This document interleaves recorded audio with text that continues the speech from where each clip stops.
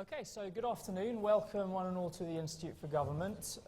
Welcome back in quite a few cases, I think. So my name is Akash Paun. I'm very pleased to be chairing today's discussion of devolution and fiscal governance, how devolved governments are funded and how the system is changing. And as we will hear over the next 90 minutes or so from our excellent panel up here next to me, I think the answer is a huge amount is changing, and devolved governments are being or will become funded in a variety of fairly complicated ways through their own taxes, shared taxes with the UK government, block grants still part of the system, borrowing powers being expanded, and different kind of changes taking place within England as well, business rate retention and so on. So there's a huge amount to discuss. Thanks all of you for coming to join the discussion today. So it is, as I said, a very topical issue. Just last month, of course, we saw the agreement of the new fiscal framework agreement between the UK and Scottish governments, which sets out all sorts of things, including how the Scottish government block grant will be calculated in light of the extra tax powers being devolved, how the increased borrowing powers will work, and much more. And very pleased to have sitting to my left Professor David Heald. There's also the false claim that the Scottish Parliament has control over almost all of income tax. The number of times you read this in the papers is quite amazing. It doesn't control the definition of income. It doesn't set the personal allowance, though it could actually put it up by having a zero rate band. It doesn't tax savings and dividends income, nor does it deal with interaction with corporation tax, capital gains tax, and national insurance contributions. Economists regard national insurance contributions as a second income tax, and that is obviously very important. And crucially, the interaction with UK benefits is very complex, and it's likely if the Scottish income tax system starts varying from the UK, the rest of the UK system, this interaction of benefits, interaction with benefit system is going to be very important, particularly because some benefits are on a net income basis. The driving force has been to honour the Smith Commission proposal. Smith Commission proposal, which was based on the vow made before the referendum. And part of the vow was to keep the Barnett formula, but nobody really knows what keeping the Barnett formula actually means. Does it mean, on a technical level, you have an incremental, you have a block, and the adjustment from year to year is you deal with the increment only based on changes in expenditure in England, rather than have a needs assessment, which the House of Lords committees have proposed? Does it mean that you keep the expenditure switching discretion? And does it mean, which quite often it's taken to mean, the subnational governments to be insulated perhaps to some extent from some of those international macroeconomic effects? So over time, the block grant adjustment is going to have to be indexed to something. And the initial proposal was to use what was being called the index deduction method, which was developed by the economist Jerry Holtham. And the idea would that be is to, if the UK to index the adjustment to the UK tax base. So if the UK tax base were to increase by 10%, say, then the Welsh block would be reduced by 10%. The amount of the adjustment would be increased by 10%, and it would be up to the Welsh tax revenues to make up the gap. If Welsh tax rates grew by more than 10%, the Welsh budget would get a bonus. If they grew by less than 10%, the Welsh budget would have a hit. But what we've seen since the Holtham and Silk commissions, which came up with these methods, is that two really important factors have emerged that will really seriously affect the implementation of tax devolution. The first one of these is population divergence between Wales and the rest of the UK. Although in Scotland it's been a really long-standing feature of the fiscal debate that Scotland's population has historically grown at a slower rate than the rest of the UK. This is actually quite new in Wales, and you can see that during the early part of the decade, population growth was relatively at similar levels between Wales and the UK.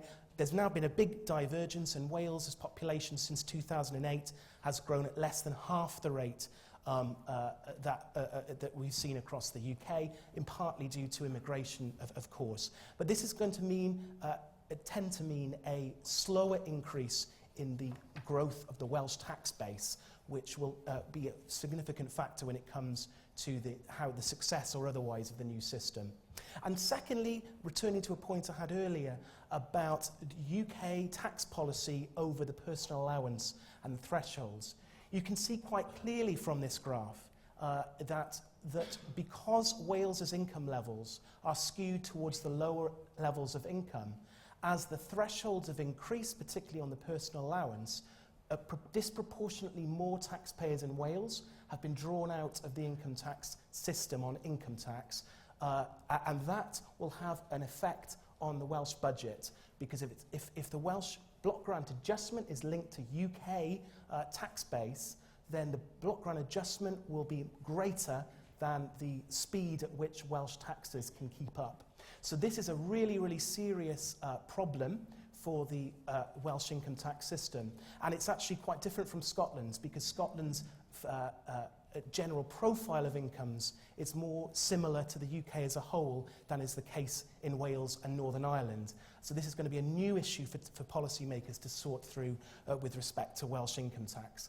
And what we've modelled this out, and this is the index deduction model, the Holtham method. And you can see, although in the first early years of devolution there was quite robust Welsh growth in revenue, what we model as Welsh incomes in that period, since the middle of the last decade there's actually been a declining trend which has really increased since the start of the coalition government. So this is due to both population effects and, quite seriously, the thresholds issue, that more taxpayers have been drawn out of income tax in Wales than is true of the UK as a whole.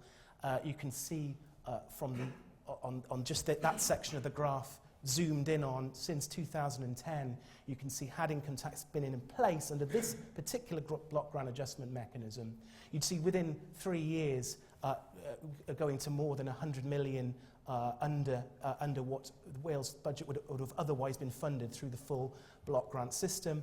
On a 15 billion budget, this is getting to be quite serious territory within 3 years, and with the increases in personal allowance that we expect, that was announced last week and has been signposted in the Conservative manifesto, that the personal allowance will increase to 15,000. We expect that line to continue to decrease. So you can see there's quite interesting trends that, in the devolution of income tax to Wales, which will certainly be a cause of interest to policymakers, I'm sure, in the next couple of years. Thank you.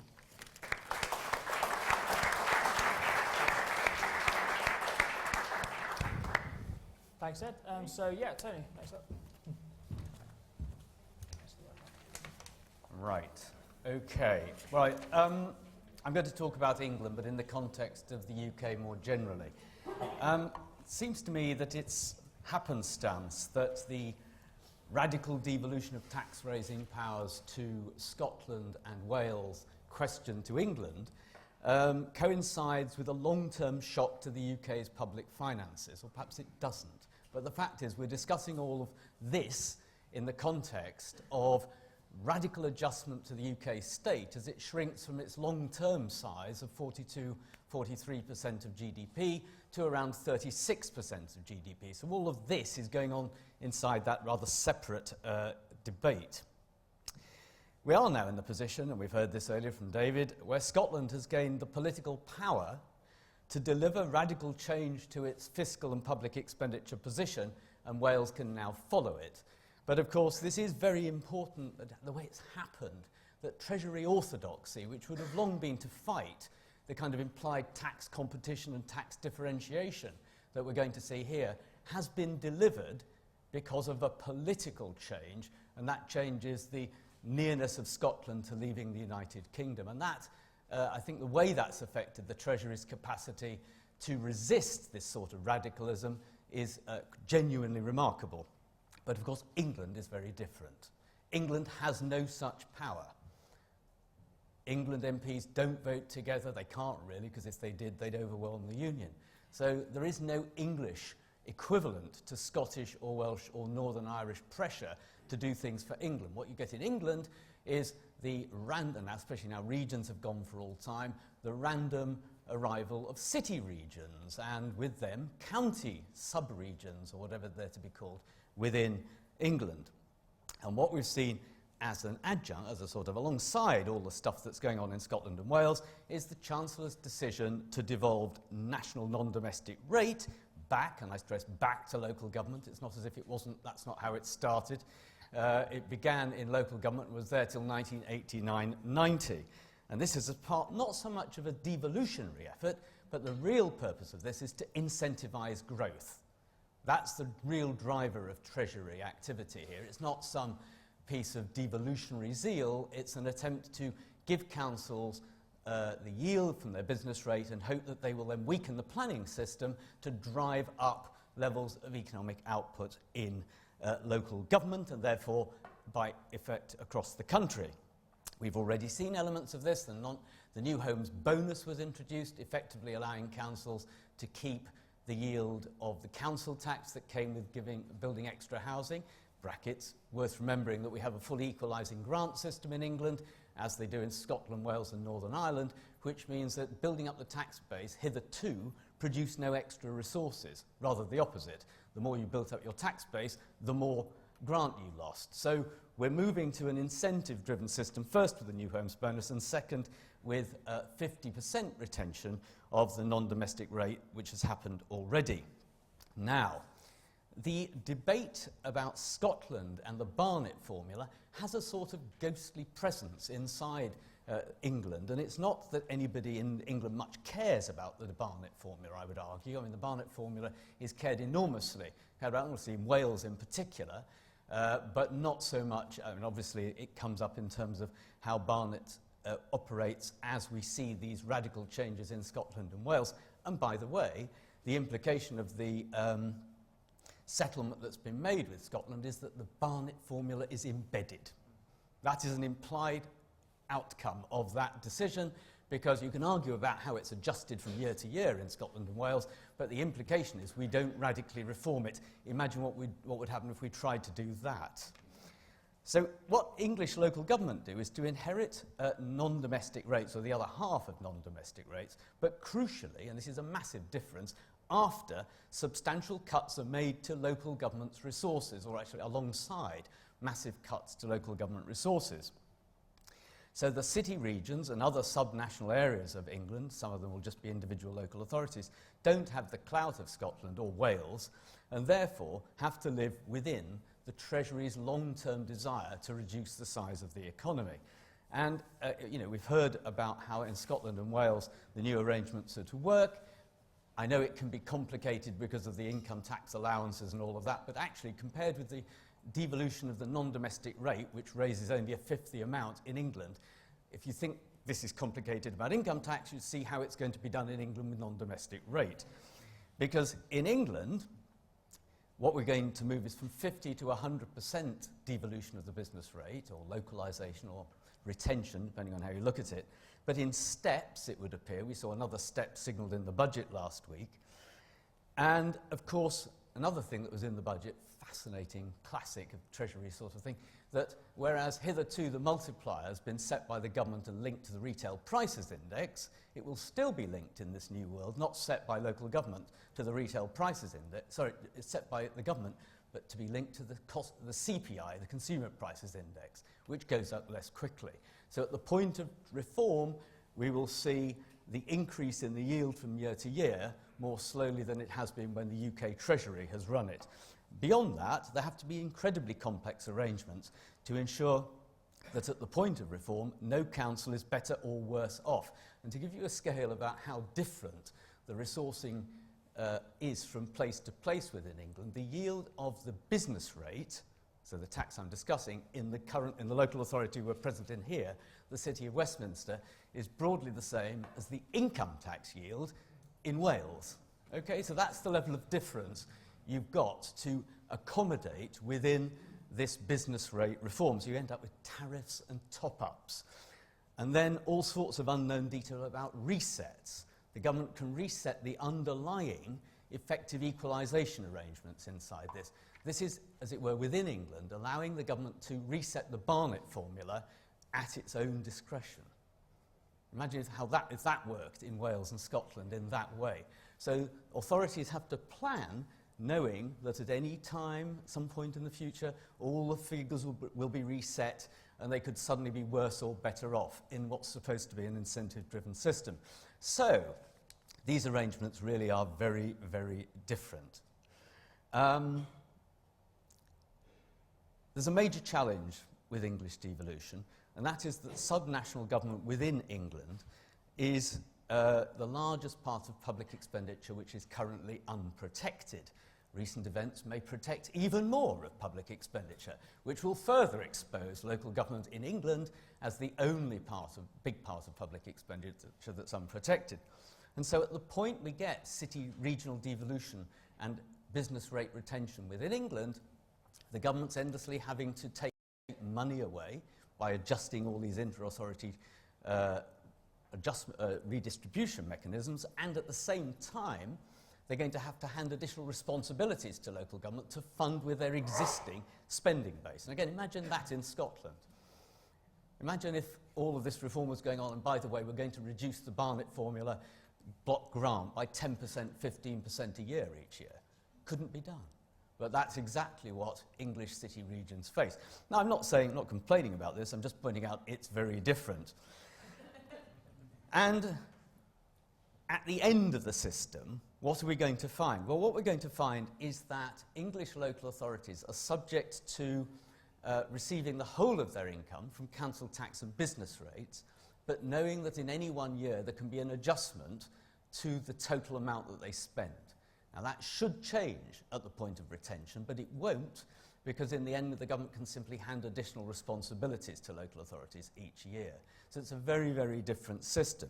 Now, inevitably, it's hard to escape, particularly at an event like this with an audience like this, a think tank of enthusiasts for this kind of thing, that what we need, and David's already made mention of this, is a clear system of objectives for devolution within the United Kingdom and a needs assessment for the United Kingdom to distribute money from one part to the other.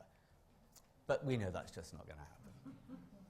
We can come to these meetings, we have done for 40 years, 50 years, and argue for this, and there is simply no way. And in fact, you can see that, particularly from Scottish devolution and Scottish fiscal devolution, that the further that goes towards completion, the more difficult it is to change the Barnett formula, it doesn't become easier.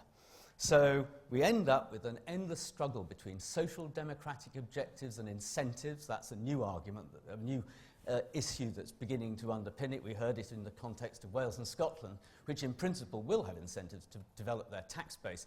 But for the business rate in England, that's the explicit purpose of doing it, to weaken, in my view, to weaken the planning system to get more things delivered faster. How do we measure needs within England, Wales, Scotland and Northern Ireland? Well, it's an interesting, in the one sense of the word, academic debate, but it may never be necessary to resolve it because we may never reform the Barnett formula. So just to conclude, England is very important to all of this, partly because, particularly in the south of England, its tax base is so large that the government has to be very wary about how far it could ever devolve that subnationally, because that tax base is needed for the UK Treasury for so many other things. Thank you.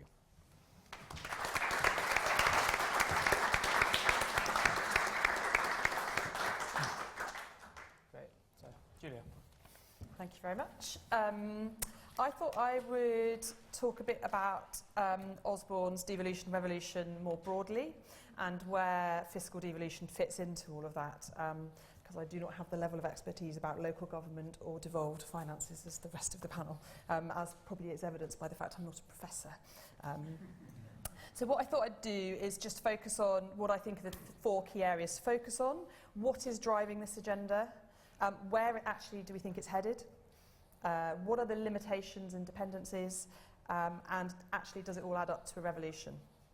So in terms of what is driving it, we shouldn't lose sight of the fact that who is driving it is very important.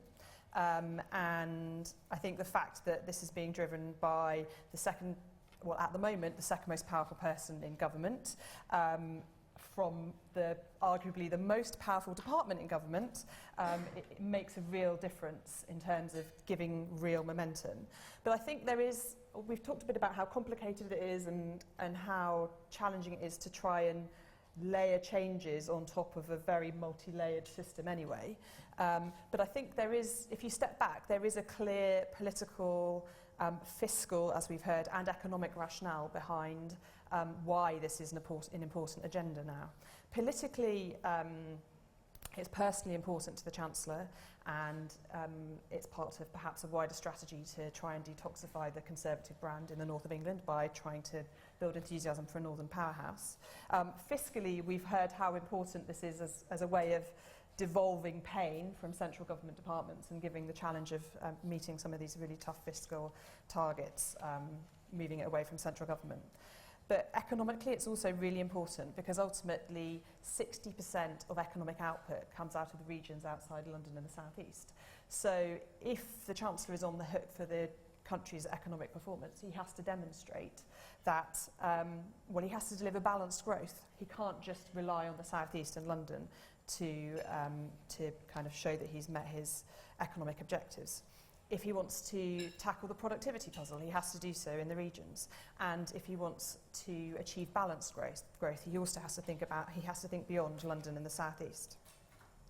What's also interesting is how progress moves to the drumbeat of fiscal events, which I think also quite dramatically influences how this process runs. I think indirectly it's influenced by broader fiscal considerations, and the timetable directly. It's also interesting to think about the kind of leverage that gives the Treasury over other departments to achieve other objectives. So it's another play in a much more complicated game. And it makes the centre hugely powerful in this debate. These are called devolution deals, and we hear about how things are negotiations, but ultimately it feels like the real power player in all of this is central government rather than local government, which feels a bit the wrong way around if we're talking about devolution.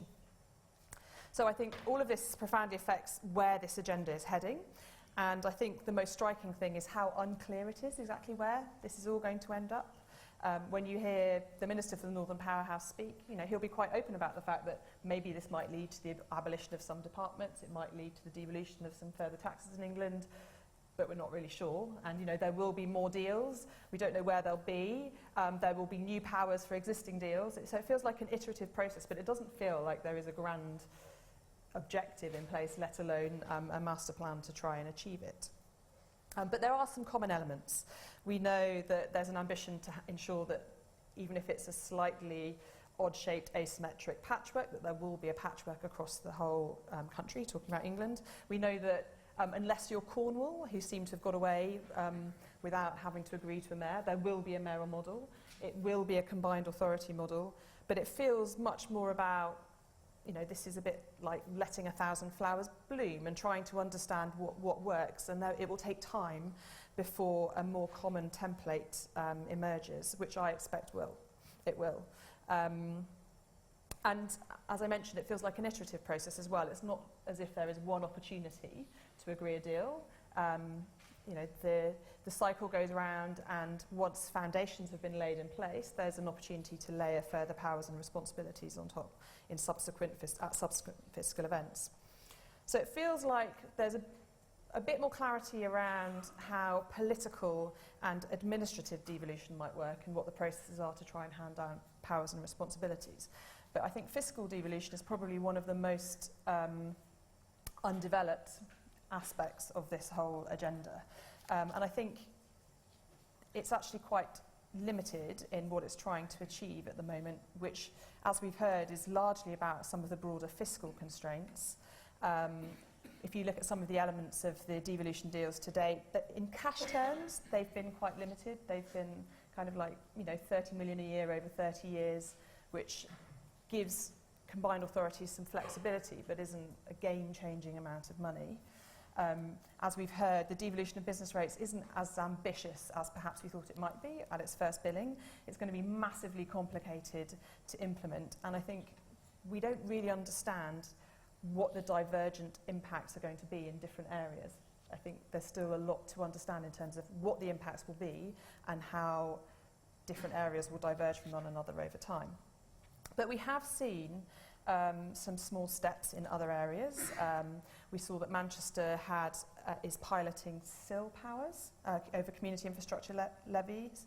But you know, as the Chancellor gives with one hand, he takes with the other. And one thing that wasn't mentioned in this week's budget, in last week's budget, was exactly how the small business rate relief extension might also impact on business rates and their devolution. Because again, it's another big cost, and it's not exactly sure whether local government will be complicated. So it feels will be compensated. So it feels like there are small steps in the direction of a more fiscally devolved world for England. And I think actually these will be quite difficult to reverse, but I think there's still a long way to go before we get anywhere near the level of devolution that we see in Scotland and Wales and Northern Ireland.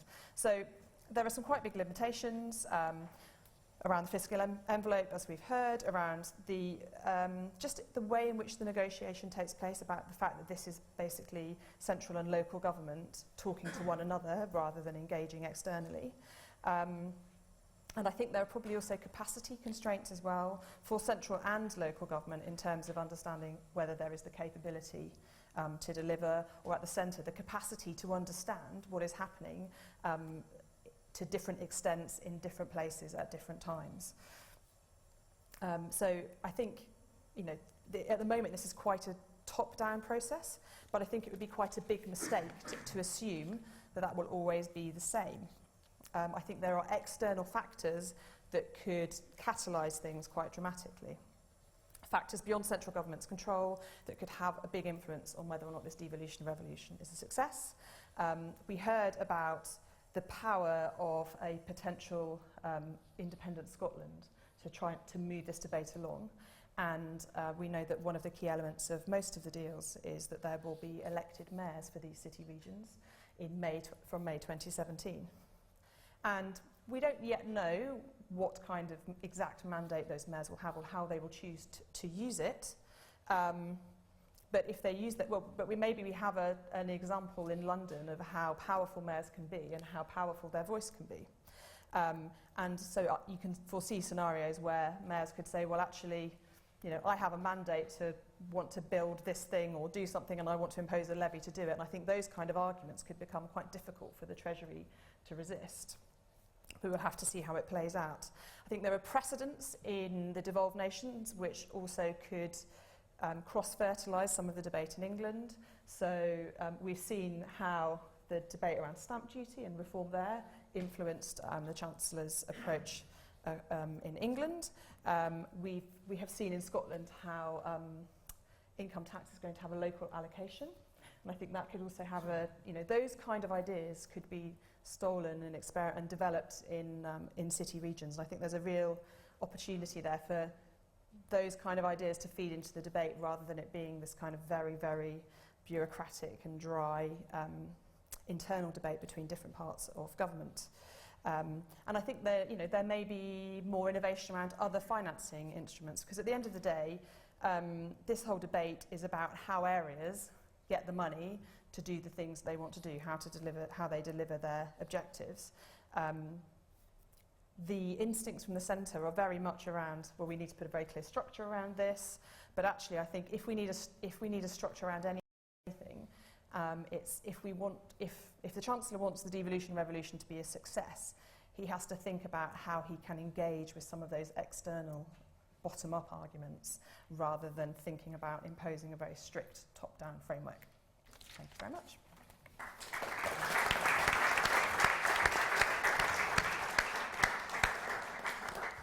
Well, thank you all very much. I've got a question or two, but I'll hold those for a moment to bring in people as early as possible. Okay, I see a few hands, so yeah, we'll start with the gentleman in the front. Okay. Please say who you are and keep the questions as brief as possible. I'm Christopher Hood. Some time ago I was in the American state of Delaware, which has, I think, virtually no state taxes at all. It funds its public services almost wholly from company registrations.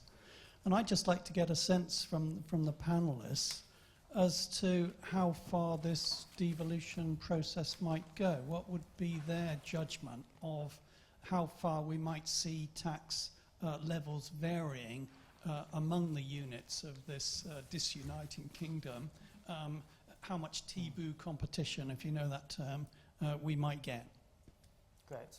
That was actually one of my questions, so you've helped save time. Great. Okay, so we'll go to, yes, gentleman here. Thank you very much for the presentations. I'm Adam Sharples. I wanted to ask two questions, slightly greedily. The first is, why are we so bad at this kind of constitutional reform? I just find it, I mean, as a supporter of devolution, I just find it extraordinary that the Smith Commission could have been set up on the basis that it was entirely Scottish representation. There was no UK voice. It produces a 25-page report with no data, no analysis of its recommendations, and the Prime Minister announces within hours that the government is accepting it in full and it will be rushed through Parliament. Surely we need to find some basis for some UK-wide debate on these kind of changes. My second question is, having made the changes in this way and committed to Barnett, does anyone really think that the Barnett formula, which after all just holds in aspic a differential in public spending that existed in the 1970s, does anyone think that that formula can survive the complexity of the new arrangements? Can anyone explain, for example, what happens if the English government decides to put up income tax to fund, say, an increase in defence spending and an increase in health spending? Scotland says, we're not changing our tax. Just tell me how the Barnett formula works in allocating the consequences of that extra defence spending and that health service spending in England. How does that impact in Scotland? And we're also to have English votes for English laws applied to English income tax votes as well, so the politics could get quite interesting. Okay, I'll take one more now.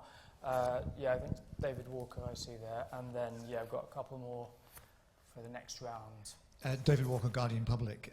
If one of the key empirical tests of modern government is what states can do to increase productivity and foment growth, the question becomes, are economists right in suggesting that the tax regime matters? I've been recently reading a fascinating book which I commend to you all called London Boroughs at 50, of which Tony is the author.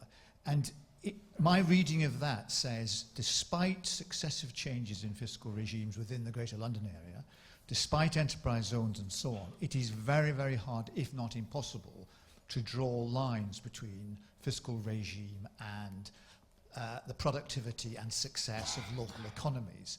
If that's right, then a lot of today's discussion, while interesting, won't have much to say about the core issue of productivity improvement in the UK. Okay, thanks. Right, so who would like to go first? Tony, your wonderful book was referenced. Do you want to pick up on any of those issues? Well, I mean, on the how far could we go in TBU, I'll leave that to our colleagues from Scotland and Wales, but I think we've already seen just the outer edge of competition for airport charges. I mean, that's the thing that oddly has stuck its head up first.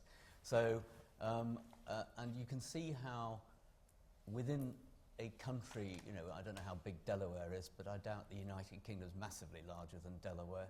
That Delaware's small, right? Well, let's say, but you know what I mean. But American states are generally physically quite big. So having different tax levels, income tax levels, within a jurisdiction as small as Britain, Great Britain, I think is going to be a challenge for each of them to escape the others very far, would be my instincts, but there must be some evidence on that. I mean, can Barnett survive? I won't answer all of them, but can Barnett survive? All I'd say is it's been amazingly resilient, and I think the more it gets embedded, particularly given that the Scottish government is in many ways more powerful than the UK government now in the British constitutional firmament when it comes to negotiating, that if it wants it to continue, so long as it remains that powerful, it's very hard to imagine changing it, that's what I would say. because anything that leads it to lose is not going to be something it signs up to easily. That would be, but others will know more about that as well. And then David's question about tax regimes. Interestingly, in the run-up to the famous 1990 reforms, 1989 in Scotland, of local government finance, the Department of the Environment, as it then was, commissioned research to look at the impact. Mrs. Thatcher was very worried about these very different levels of business rates you get from one place to another.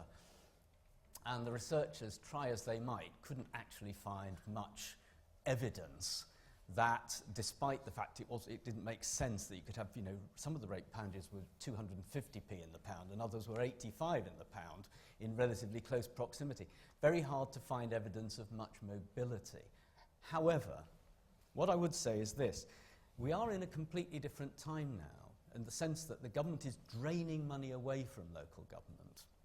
And if you drain money away fast and say to councils, the only way you can now get money is not just through business rates and council tax and the growth in their base, but also things like community infrastructure levy and Section 106, they will go for that. And if you want evidence of that, look at the London skyline.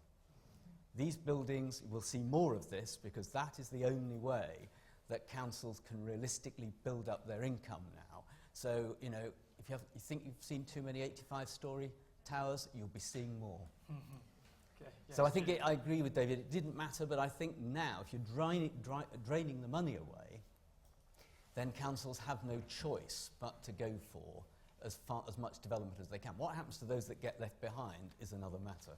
And it's where I think you might see arguments for bedroom taxes or retention of stamp duty. These kind of arguments about where councils can find other sources of revenue are already beginning to spring up, and I think it's then a question of how well equipped the Treasury feels they are to resist them.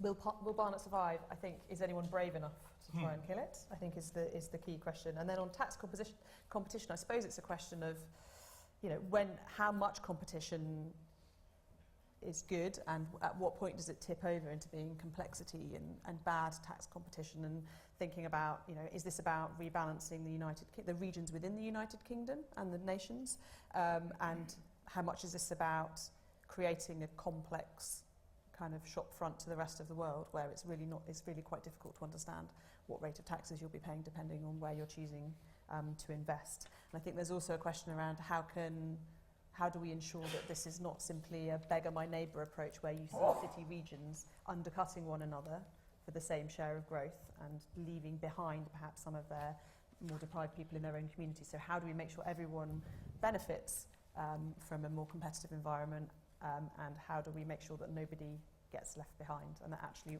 there's additionality rather than just a zero-sum game? And did you having spent 5 years in government, I just wonder if you have any thoughts on this question. Well, the question was, why are we so bad at this kind of constitutional reform? I mean, feel free to challenge that premise.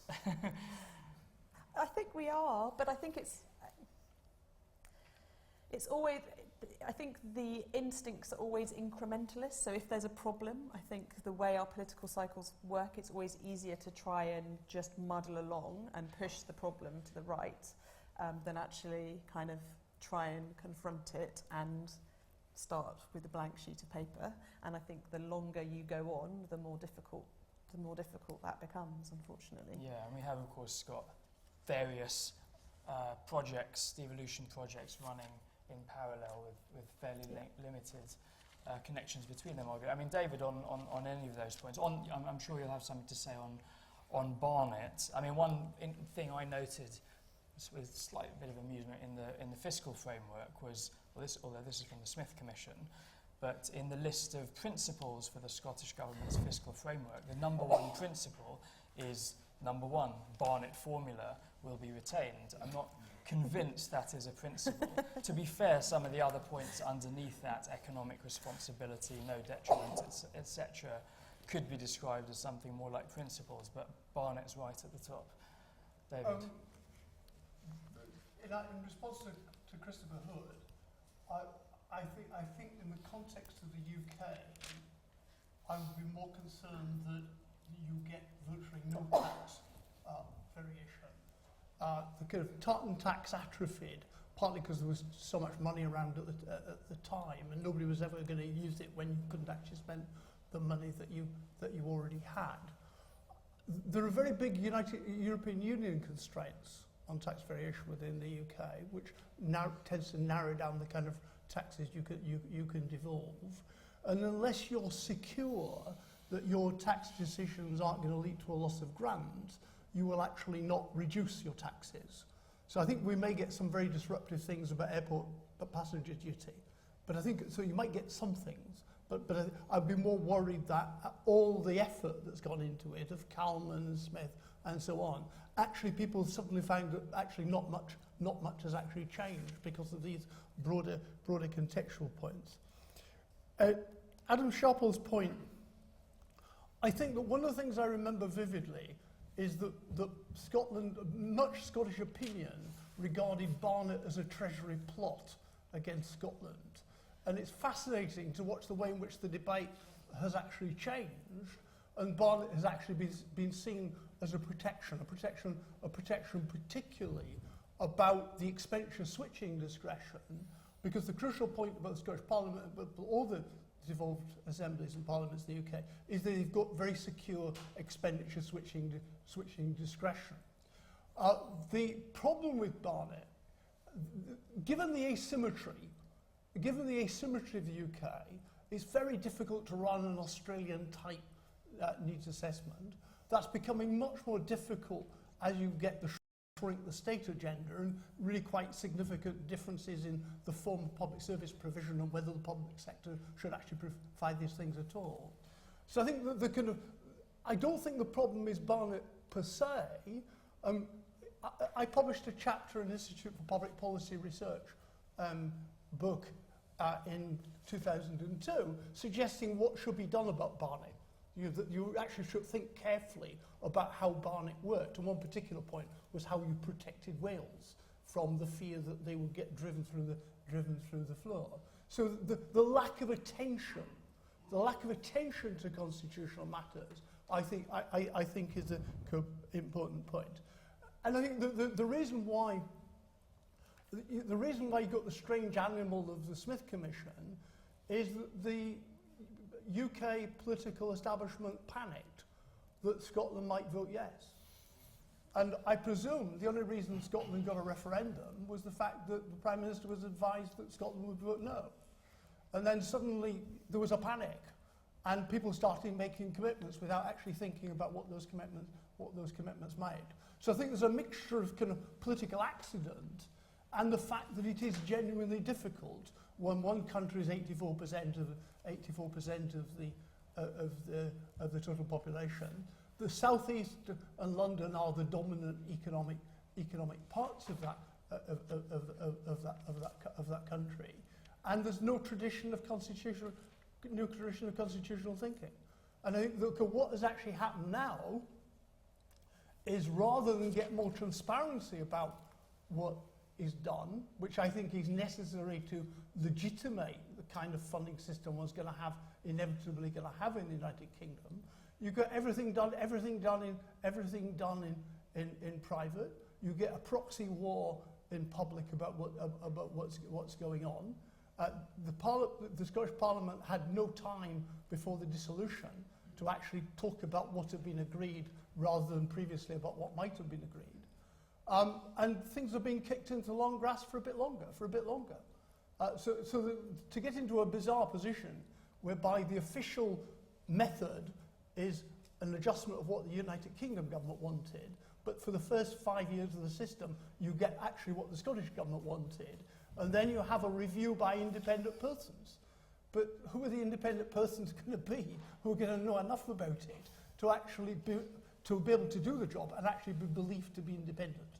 So I think that the crucial point is there were bigger things on the UK political agenda, and I think the kind of I do not think this deal would have been done if it hadn't been for Brexit. I think there was a clear desire by the UK government to get rid of this issue before the Brexit referendum. So it's been pushed sufficiently far into the future that the present generation of politicians probably won't be there.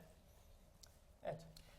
Fascinating first question on Delaware and the extent of tax competition. My previous life, I was a special advisor in the Pennsylvania State Budget Office, and one of the things that we would do in every budget round would be trying to close various Delaware corporation tax loopholes that were cannibalizing revenues from across the border. So very familiar with those issues, and also benefited from no sales taxes across the border when I did my own shopping. So, but I mean, I think the key point, and we've talked about it several times, is that we're going to keep Barnet as the way of funding the devolved regimes.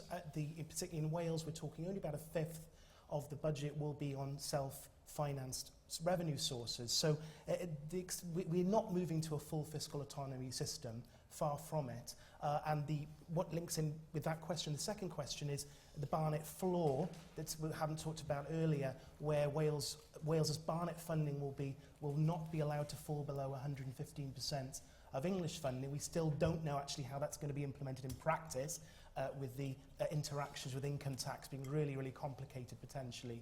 But I think that as long as we keep these mechanisms, we're clearly not moving to that full tax competition system.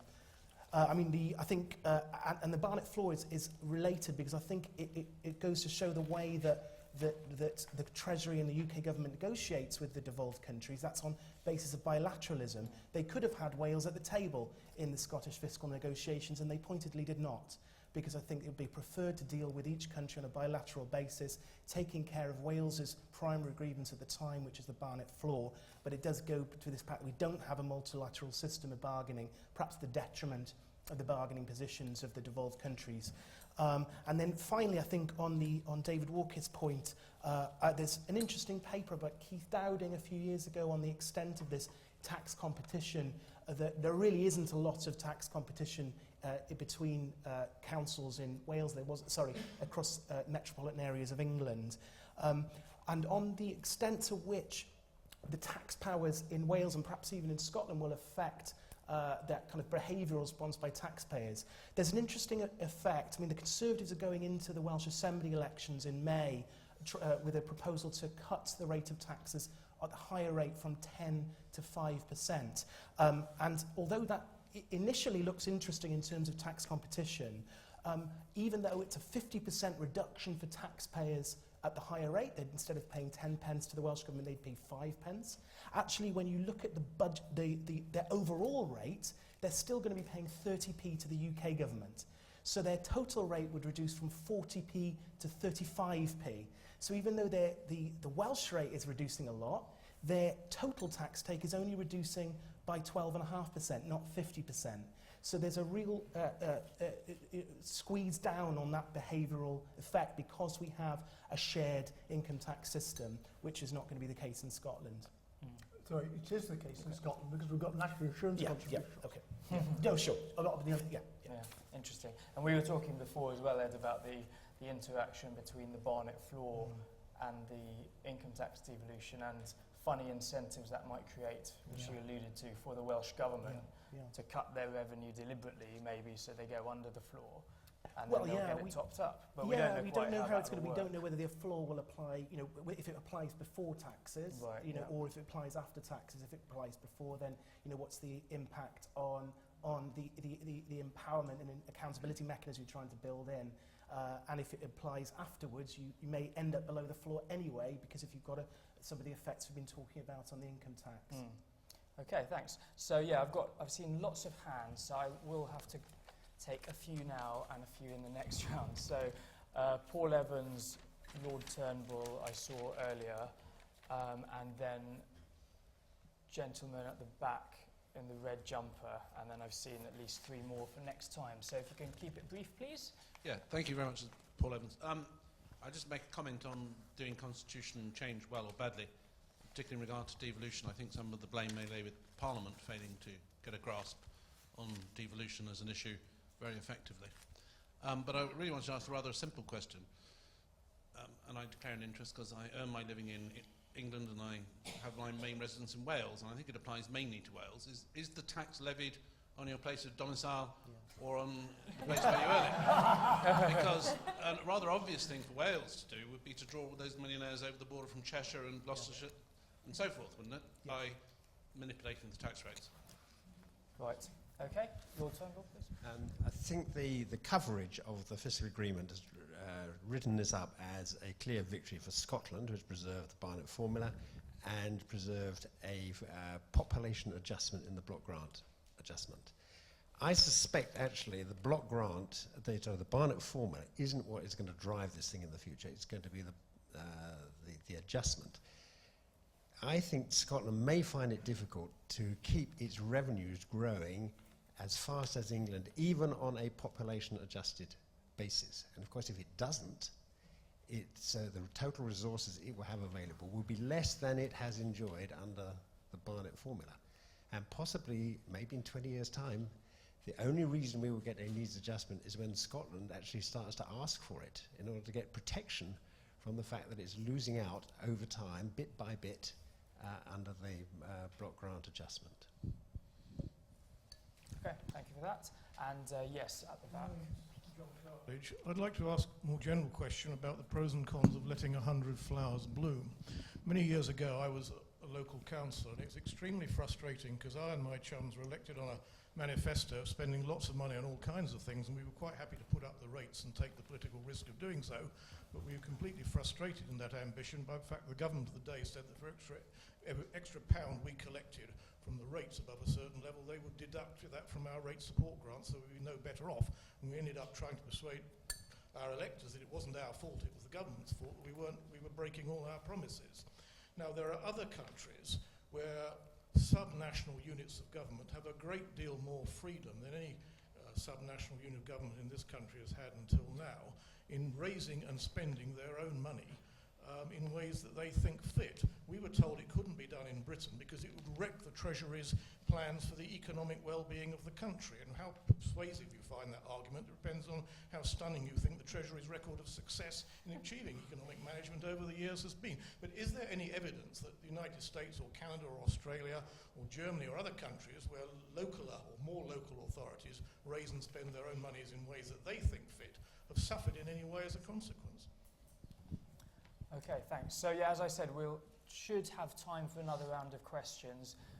If there are people next door, I don't actually know how many people there are, but who want to ask a question, just stick your head round the door and I'll try and bring you all in for the final round. So yes, who would like to go first on those? Tony?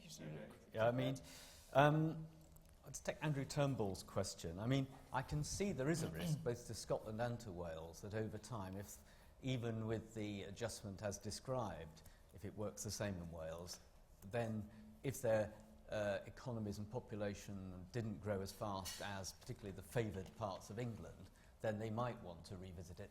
But I assume that they turn that into, particularly in Scotland, turn that into political reason to ask just for adjusting it upwards. Because remember, I mean, as I've said several times today, unless the Scots give up on all efforts at independence, they've always got this incredibly powerful lever over the UK government, which they have already used with great effect and could be used again. So I think it will depend on how far the debate at the time about independence has either gone or gone the other way. So I think I can see the point you make. Well, in a sense, it depends how far. If they're, you don't need me to say that if their resource base over time didn't grow in line with the UK, then clearly, and I'm not making a political point here, you could blame the UK government for that. That's what I'd do if I were a Scottish nationalist. I mean, that would be the obvious thing to do, and then demand a higher payout through the block grant. I mean, that's I'm not a politician, but that's how I'd do it myself. Now, and on the John Cartledge's point about the flowers blooming, I mean, you have to say, I mean, with the London Finance Commission, which that kindly says I chaired, we did looked at all the or as much academic evidence as there was about whether devolving tax powers to subnational government did lead to improved economic performance, and I have to say the evidence is at best mixed. I mean, it's sort of neither here nor there, but I interpreted that, I'm afraid, as saying it didn't work, didn't have the opposite effect either. So there were good political reasons for having a degree of devolution in your country. Not much evidence that devolving power undermined economies' capacities to function. But more seriously, you have to infer, particularly in England, from the behaviour of government over time, successive governments, that there is a fundamental belief that they just don't think subnational government in England's up to it. You can only infer from their behaviour that there is somehow a belief that unlike France or Switzerland or Sweden or America or Australia or anywhere, that somehow subnationally there isn't. That's why we end up with the deal making, these behind closed doors deals, because the government wants to make sure not much freedom's given away because they don't really think councillors are up to it. I mean, you can only, it's not my view, but that's the only thing you can infer from behaviour. But the role of the central state is also changing. You know, government departments are facing huge pressures to cut down on their administrative costs. I think that's having an impact on capacity at the centre as well, which is, you know, another push factor. Suffice it, but having said that, we have just effectively nationalised schools. Yes. You know, so Yeah, you know, we've got national school service now.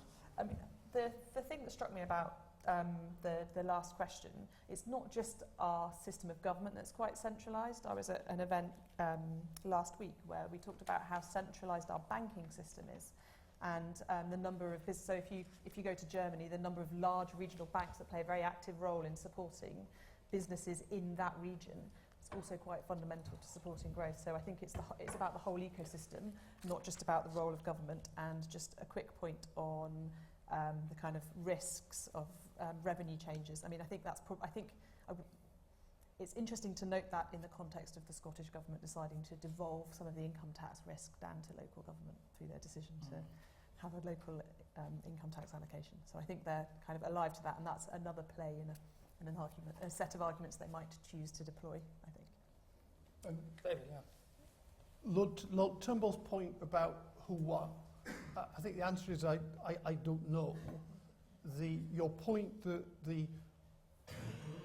the difficulty of predicting what the effect of these particular systems will be is actually very uncertain to know what the long-term effect will be.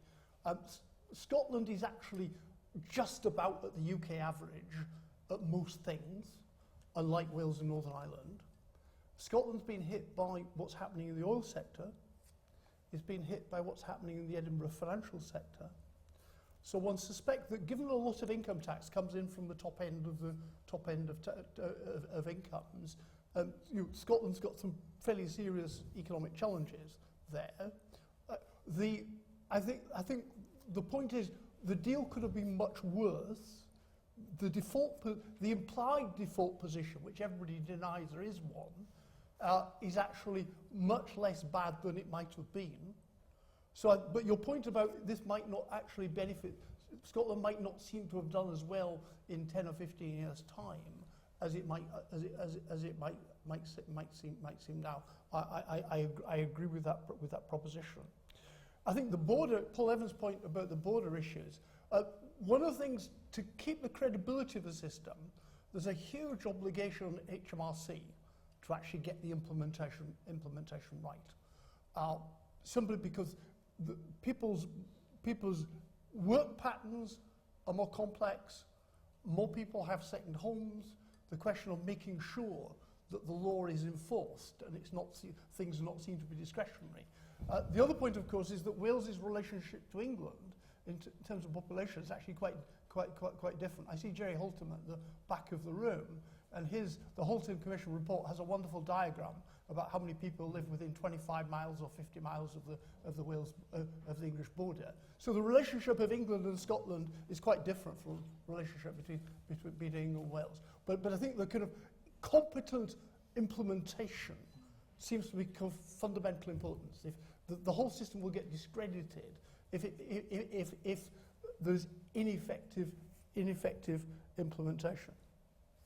And to venture onto the English local government territory, my perception as an observer from north of the border is that the UK government has actually taken vast amounts of money away from English local authority, and it dishes out a much smaller sum on its own terms. So the kind of way in which the central funding of English local authorities has gone down is far harsher than what happened in Wales and Northern Ireland, because there's been protection in Wales and Northern Ireland by diverting some Barnett consequentials from other services into support for local authorities. There's an interesting point that the Scottish Government is all in favour of fiscal devolution, except when it comes to Scottish local authorities. We've had a council tax freeze now for 8 years, and it's quite remarkable, largely with a degree of compensation for the freeze through additional grant. And the Scottish Government has been much more generous to Scottish local authorities than the UK government's been to English local authorities, and that probably reflects the fact there hasn't been a rebellion. But Murray Council, which is a mixture of independents and conservatives, actually threatened to break the council tax freeze. Now, look, local authorities, if you look at what proportion of local authorities spend comes from council tax and domestic rent, you get a reasonable number. But when Murray Council threatened to actually use its council tax powers, the Scottish Government made it very clear in public that it would actually penalise them so they were no better off. So there's a kind of level of hypocrisy. People keep talking about allowing fiscal discretion, but then actually take it away. And I think that is that one will not get any kind of question of principle unless one addresses that point. The other point I want to make is that because Scotland is broadly the same as the UK, some issues don't affect it as much as they affect Wales and Northern Ireland. And I'm very conscious that what happens in terms of Scotland is likely to create some precedents for what happens in Wales and Northern Ireland. And I don't like the argument that if you don't have income tax devolution, you get effectively fiscal capacity equalisation. You don't have to pay for all your schools, for example, out of your own resources. There is transfers for the UK Exchequer. But if you get income tax devolution, you actually lose access to the UK Exchequer with regard to that source of revenue. And I think given the fact you can't tell what UK revenue into the consolidated fund comes from, what money out of the consolidated fund actually goes to particular services, I think that's a particularly dangerous set of arguments. So that I think what is happening may make it much more difficult to get income tax devolution in Wales and at some point in time income tax devolution in Northern Ireland. Okay, thanks. Ed, do you mind holding your response? If there's time, I did want to allow a couple more questions. There's too many hands. I'm sorry to those I'm not going to be able to bring in. I did see the chap sitting on the end there earlier, and then gentleman on the end. That may be all we've got time for. Apologies to others. Thank you, Chair. Duncan Hames, formerly of the Political and Constitutional Reform Select Committee. We've talked principally about allocation, to some extent raising of funds.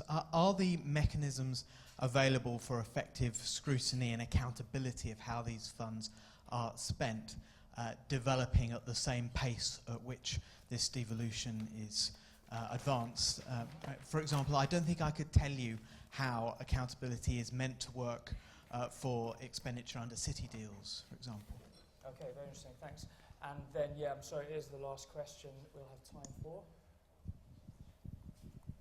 Thank you. Alan Bailey, formerly Treasury. The discussion has been focused rather naturally on devolution of tax raising. I spend a lot of my time in the public expenditure side of the Treasury, and seeing it from the point of view of expenditure control, I think does give you a rather different perspective. It's not that the Treasury had doubts about local government capacity, but we were in a system where you couldn't treat local accountability as a constraint, an effective constraint, because so little of local revenue, local spending was raised locally. And I suspect the difference with other countries is that they raised a lot more locally and could make more effective local accountability. We had Plowden and departmental spending as the main control over public, which links with accountability. Secretaries of State were responsible for their programs. And my question is, if you go to devolution, as in the Northern Powerhouse, and give a responsibility for spending on, say, health to local authorities, I don't see how the Secretary of State for Health is going to be able to control his health budget, or the top-down allocation of resources will continue to be as robust as it has generally been. Okay, thanks. So, Ed, yeah, and there was the question before about where Paul should declare for tax. It'll be on domicile, so you'll be watching the Assembly elections very closely, I'm sure. But I mean, raised a point about tax competition, and that's certainly been an element of the debate over this in Wales. I mean, interestingly, there's only about 4,000 to 5,000 additional rate taxpayers in Wales. And in fact, you know, most of those taxpayers, they'll be earning other sources of revenue other than income potentially. So, and competition perhaps would be more possible on capital gains tax. If there was meta changes in a Welsh rate of capital gains tax, there might be a more element of competition on those types of taxpayers. And of course, capital gains tax is not being devolved in terms of the cannibalisation of those revenues UK-wide. On Lord Turnbull's question, I mean, this needs adjustment has been very much part of the debate in Wales over many years, and since the Holtham Commission identified that 300-400 million gap in Wales's funding relative to needs. But I think it goes back to the question about now that Barnet seems to have been embedded in the fiscal and constitutional setup, it's the extent to which that needs-based it closes the door potentially to those needs adjustments.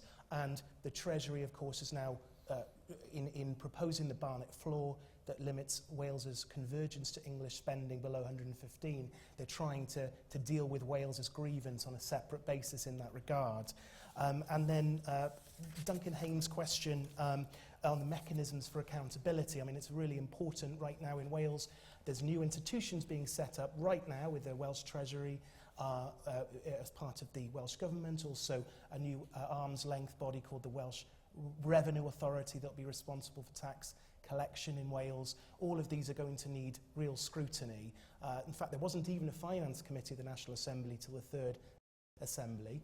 That's got beefed up powers now, and I expect in the fifth Assembly there'll be a much sharper role needed for both them and also the Welsh Audit Office in their work as well. It's going to be very, very key as these new institutions are kind of setting up and responsible for collection of quite significant money.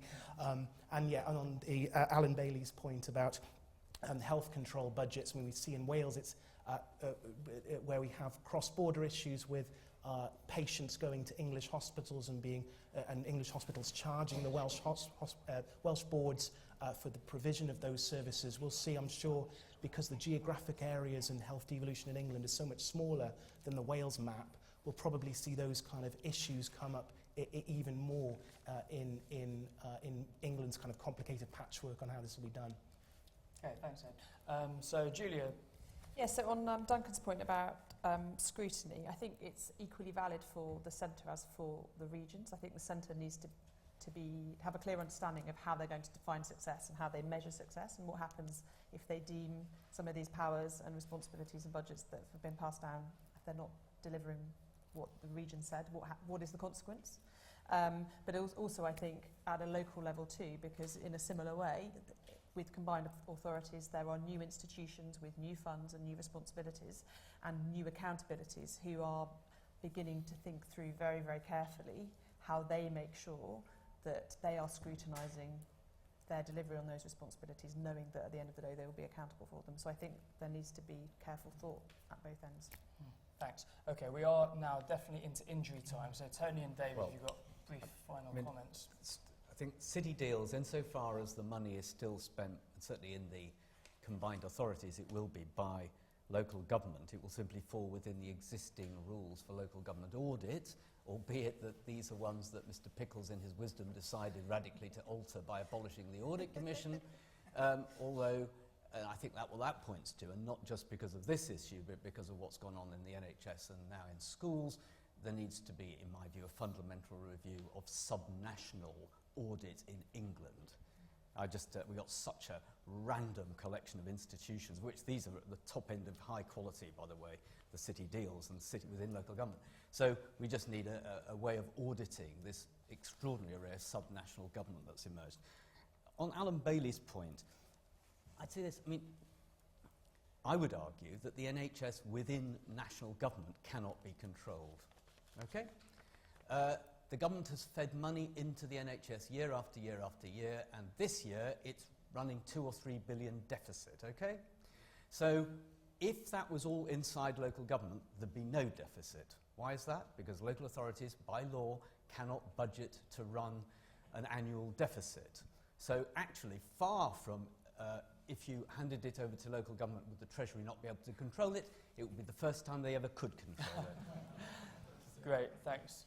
Very briefly, if you may. I think one of the big questions is how Westminster reacts to the change in constitutional structure of the United Kingdom. I think one specific point I'd like to see the UK budget voted before the beginning of the financial year. I think that would make it a lot easier to coordinate taxation and spending decisions, well, particularly taxation decisions, between the devolved governments and the UK government. There's far too. I think that would be beneficial to Westminster itself. Most countries would actually set the budget before the year starts. It would also be beneficial in terms of getting some sensible coordination of tax changes, because there's far too much danger that Scottish tax changes will be undermined by what comes along a few months later, and I think that could discredit the whole system. Great, thank you. Well, I think that's been a really fantastically rich discussion. So thank you all to all of the 4 panelists, and please join me.